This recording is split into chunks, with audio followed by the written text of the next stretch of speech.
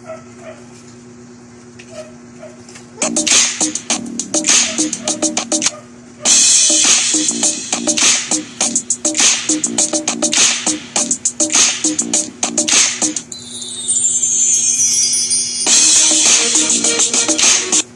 dalawang kamay, pagdikitin ang mga ito, yumuko at pumikit. Lord, salamat po sa araw na ito. Gabayan niyo po kami sa aming pag-aaral. In Jesus' name we pray. Amen.